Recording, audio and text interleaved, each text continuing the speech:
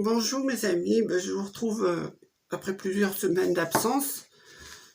Alors si j'ai pas été les derniers temps à faire une vidéo, c'est tout simplement parce que vous l'avez compris, j'habite le sud-est de la France et j'étais en plein dans la région qui a été bien enneigée. Alors pour nous ici, un petit peu en altitude, c'est pas trop un souci parce que 40 cm de neige, eh bien on a l'habitude. C'est un non-événement pour nous. Par contre, plus bas dans la plaine, évidemment, qui en ont eu autant que nous, les lignes électriques ont pas tenu, et on s'est retrouvé ici avec pas d'électricité pendant plus de 4 jours et 4 nuits. Alors ça a été un petit peu dur à tenir, parce que vous savez, aujourd'hui, quand on n'a plus de technologie, plaque électrique, four électrique, il n'y a plus rien qui fonctionne, plus de frigo, plus de télévision, plus d'internet, plus rien du tout.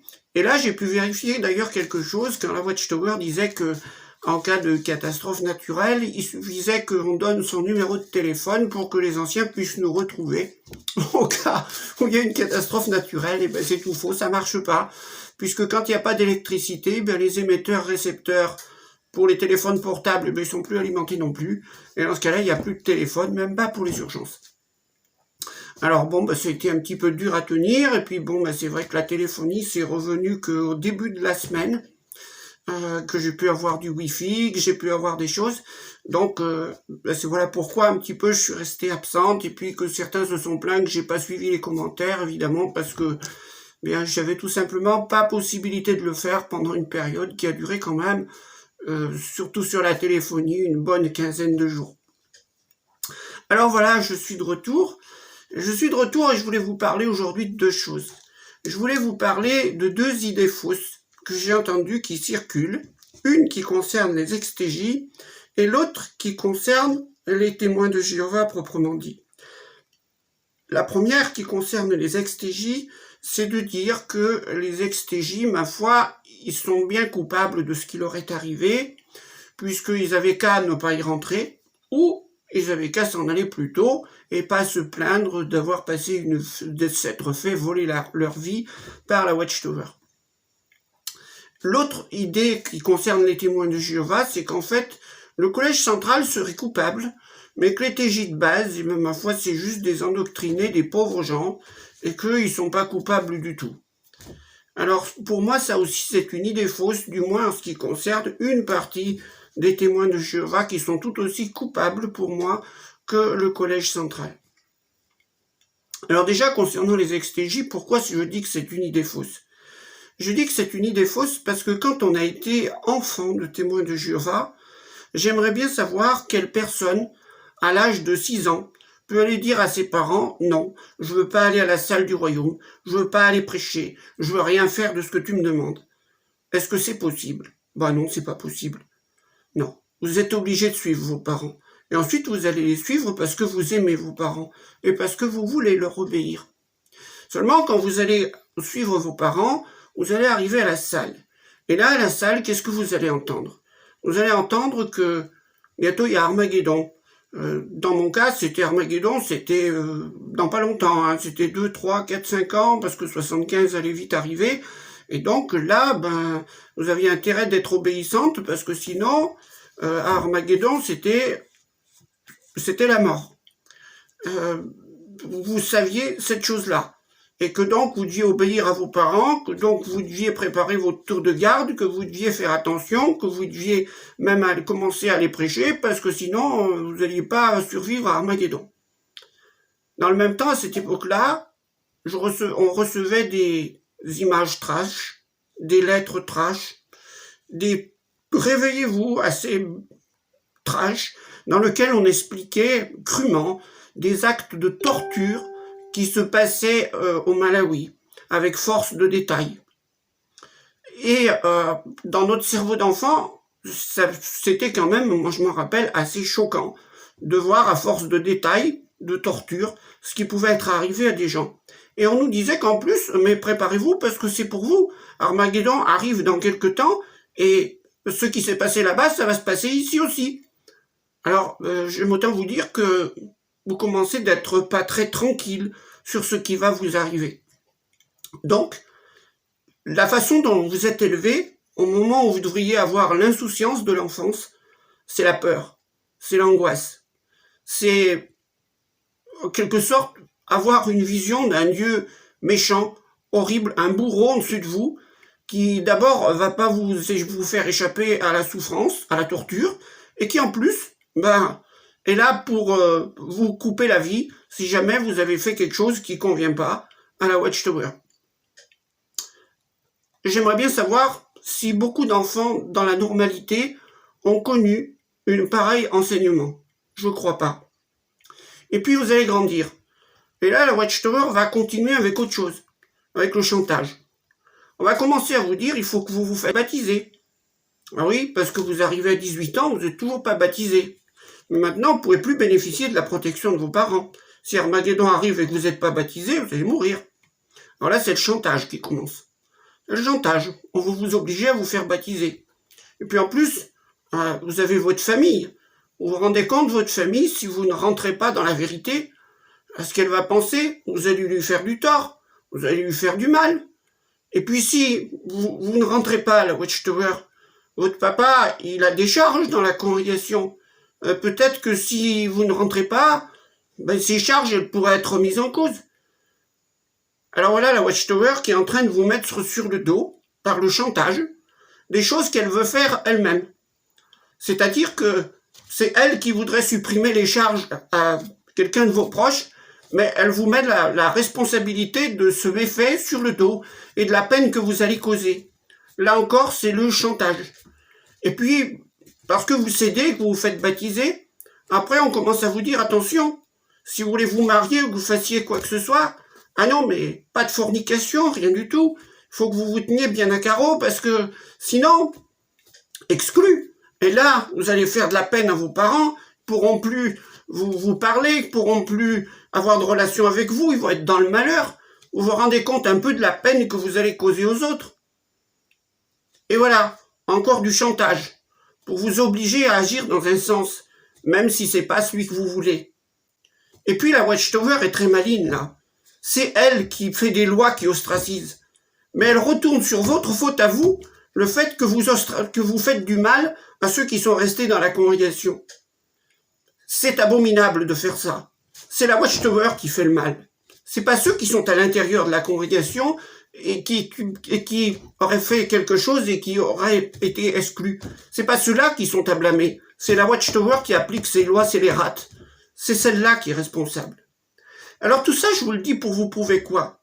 Pour vous prouver simplement que quand on a été enfant de témoin de Jéhovah, se sortir de la Watchtower ou ne pas y rentrer, c'est pas si facile que ça. C'est pas si facile que ça. Moi, il m'a fallu énormément longtemps pour arriver à me dépatouiller de cette histoire. Petit à petit, c'est vrai, j'ai commencé à douter sérieusement après être passé par 1975 et puis la génération qui devait pas passer et qui est passée. J'ai commencé à mettre en doute. Et puis petit à petit, étant donné qu'il y avait du harcèlement sur ma vie privée, du harcèlement sur mes heures de prédication, ils ont fait de moi une complète incroyante. De toute façon, vous ne voyez plus Dieu dans la Watchtower. Vous rendez votre rapport à des hommes. C'est des hommes qui le contrôlent.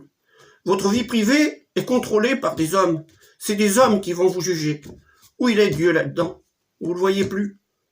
Finalement, au bout d'un temps, vous craignez les hommes, mais vous ne craignez plus Dieu. Dieu, vous l'oubliez totalement. Il est passé en arrière-plan. Il n'y a plus que les hommes de la Watchtower qui ont pris sa place. Ils ont pris sa place sous le contrôle de votre activité. Ils ont pris la place de Dieu pour le contrôle de votre vie, le jugement et la sanction. Où il est Dieu? Il n'y est plus. Et moi, au bout de plusieurs années, avec le temps, je me suis rendu compte que j'étais devenu une complète incroyante. En fait, je continuais de servir parce que j'avais peur des hommes de la Watchtower. Tout simplement, c'était eux que j'avais devant moi. Et c'était eux que je servais. Et le jour où je me suis vraiment rendu compte de ma situation, ce jour-là, je suis sorti de la Watchtower. Parce que je me suis dit, ça sert à plus rien du tout. Et j'avais caté. Et je suis sorti de la Watchtower, en fait, complètement incroyante. Alors, si je vous parle de ma situation personnelle, j'ai retrouvé de la croyance après, mais bon, religion, je fais un rejet total, autant des témoins de Jéhovah que des évangélistes, que de tous. Ils sont tous pour moi coupables des pires horreurs et je veux rien avoir à faire avec ces gens-là. J'ai ma croyance à moi et c'est celle-là que j'applique. Et puis je ne veux plus rien avoir, je ne veux surtout pas que des humains rentrent entre moi et mon créateur. Là, je ne veux plus en voir. Il n'y a plus rien du tout.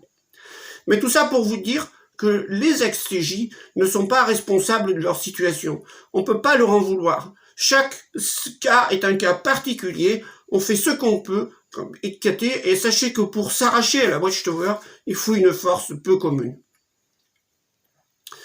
Maintenant, si j'aborde la deuxième chose, c'est de dire que les témoins de Jéhovah de base ne sont en fait que des endoctrinés et ils ne sont pas responsables de ce qui leur est arrivé. Il y a une catégorie de témoins de Jéhovah que moi j'ai souvent vu qui sont au courant de tout.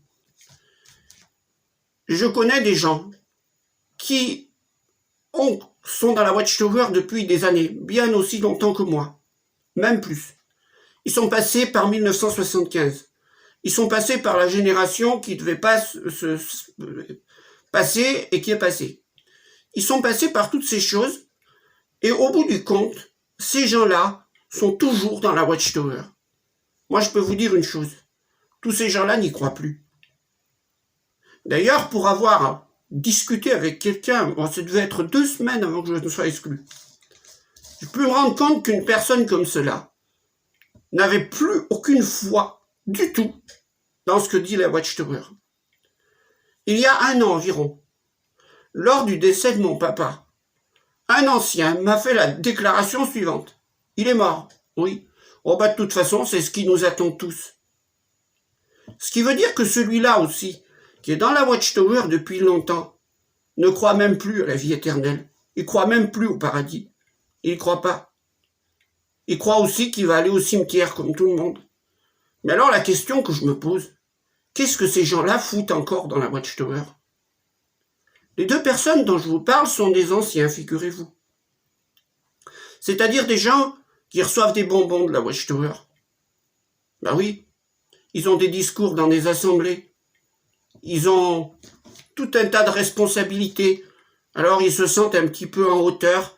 Ils ont acquis une position en quelque sorte de notable. Ils tirent profit pour leur vie à eux, de ce que de leur gloire personnelle, de ce que leur donne la Watchtower. Alors ils y croient plus.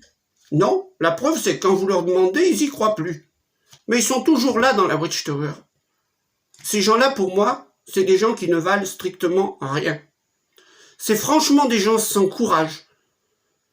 Comment peut-on être à ce point aussi stupide? Continuer de suivre quelque chose qui est mauvais simplement parce qu'on en tire sa gloire, un petit profit personnel. Vous savez, je suis d'une génération où mes parents m'ont souvent rapporté ce qui se passait pendant la guerre. Et où il y avait des gens qui collaboraient avec l'occupant simplement parce que ça leur rapportait quelques petites affaires.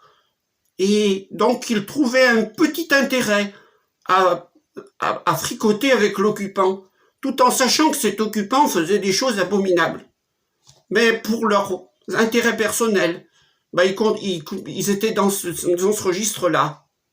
Pour moi, ces gens qui sont dans la Watchtower comme ça en bas, et qui savent que tout est mauvais, mais qui continuent parce que ça leur rapporte des choses pour leur petite gloire personnelle, ne sont pas des gens qui sont des endoctrinés et des pauvres embrigadés qui ne voient rien du tout.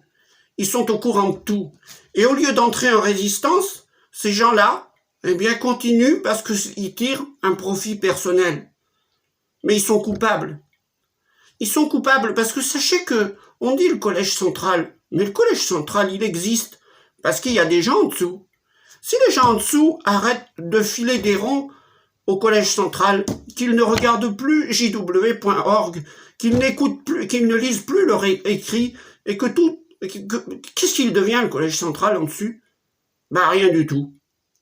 S'il a plus d'argent, et si tout ce qu'il fait devient nul, eh bien, faut bien vous dire que le collège central n'existe plus.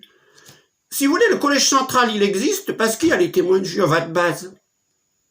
Mais les témoins de Jéhovah de base, ils existent parce qu'il y a le collège central en dessus. L'un et l'autre ont besoin de l'un et l'autre pour exister. Donc ceux qui sont en bas, qui sont au courant de tout et qui continuent, sont coupables. Ils n'entrent pas en résistance. Je parle pas ici de ceux qui sont à l'intérieur et qui y restent pour des raisons bien précises et qui agissent en tant qu'espions. Parce que ceux-là, pour moi, ils ont déjà quitté le Watchtower. C'est une autre histoire. Non, non. Je parle de ceux qui y restent et qui en tirent profit pour eux-mêmes. Et il y en a des comme ça. Et il y en a beaucoup. Vous savez, je vais vous raconter aussi un fait. C'était aussi un peu avant que je parte. Je me retrouve en prédication oui, c'était pareil, c'était un ancien. Ils aimaient bien sortir avec moi parce que ça leur permettait de me baratiner. Alors, on se retrouve dans un territoire où habitait une personne âgée de la congrégation.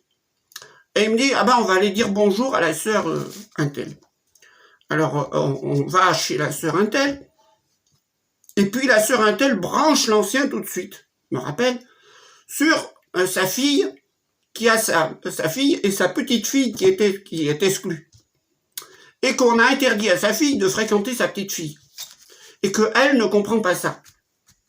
Et voilà une discussion qui se met en route sur le bien fondé de l'exclusion. Et le pauvre ancien est obligé de justifier qu'il faut ostraciser sa petite fille. Alors moi j'ai écouté derrière.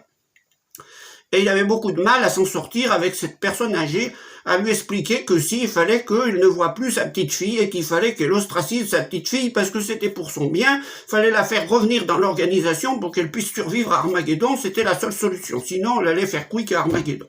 Donc c'était faire preuve d'un grand amour envers elle. C'est bien. Et puis on a quitté cette sœur âgée, et voilà que l'autre me dit, oh là là, j'aime pas énoncer ce truc sur l'exclusion parce que je me rends compte que ça va pas. Mais vous vous rendez compte? Il défendait un point de vue tout en étant lui-même persuadé qu'il était mauvais. Mais il le défend. Parce que quand on est endoctriné à ce genre, et qu'on n'est même pas capable d'affirmer sa personnalité, d'affirmer soi-même en disant ça c'est mauvais, non, mais on me dit de le dire, je le dis. Excusez-moi, mais je peux pas. Je peux pas. Dans ces cas-là, on entre en résistance. On dit non. Donc, dire que tous les témoins de Jéhovah de base sont des endoctrinés et que ces endoctrinés-là pour rien, non. Ils sont là et ils servent aussi le bazar avec le collège central. Donc, il faut absolument que ces deux idées fausses soient enlevées. On ne peut pas dire les choses ainsi. Voilà. C'était ce que je voulais vous dire concernant ces deux vidéos. J'essaierai d'améliorer la qualité petit à petit. J'ai trouvé un petit peu des choses et je vous ferai des bien meilleures vidéos. Ça va venir. Voilà. En tout cas, j'ai eu plaisir à faire cette vidéo. Et puis, j'ai d'autres idées pour vous en donner par la suite. Allez, bisous. Au revoir.